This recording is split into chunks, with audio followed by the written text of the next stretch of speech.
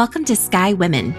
I'm your host, Dr. Carolyn Moyers, a wife, mom, and board-certified OB-GYN. This is a place to educate, empower, and inspire. Join us each week as we share the power of women's stories. Real women, real stories, real inspiration. Put on your stretchy pants. Let's get going. Welcome, Sky community. Welcome back to another episode of Sky Women.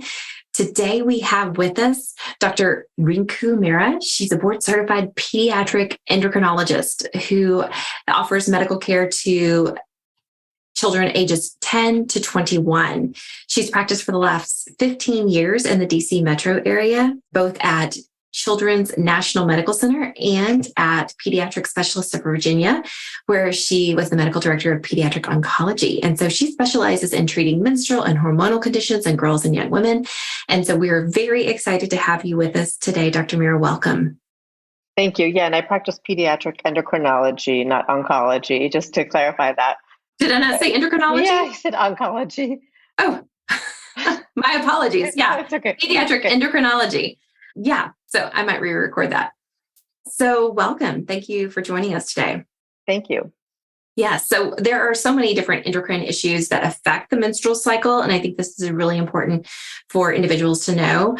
And as I teach puberty courses for our community members, there oftentimes are questions about what's normal and what's abnormal. So let's talk about that a little bit. Sure, yeah. So, recently I have had a lot of questions about what's normal for puberty.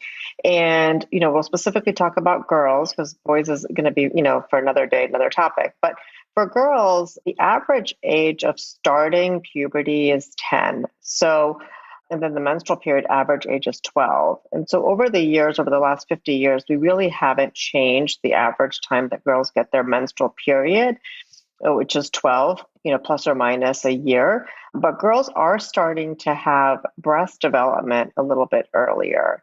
And according to the Pediatric Endocrine Society, the normal time for breast development is 10, but if it's considered early, if it's before the age of 8. So really between the ages of 8 and 10 are gray zones for having your, breast development start. And I always tell parents that it's usually a 2-year process. So 2 years from the time you start breast development to the time that you get your menstrual period.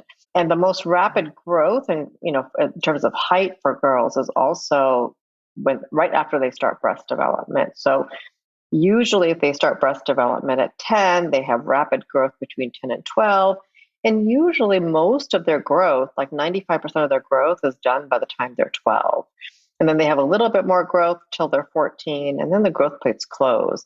And so the worry for most parents is, twofold. One, is my child going to have her period early? And two, is she going to stop growing early and being shorter than average? And so those are questions that I often get from parents as far as, what do we do and, what are the options when girls start going through puberty early? Right, absolutely. And so when it comes to those breast development and secondary sex characteristics that we see, oftentimes, let's talk about when it's abnormal and when we need to actually start worrying, because some people may be a little bit delayed in their breast development. We don't necessarily worry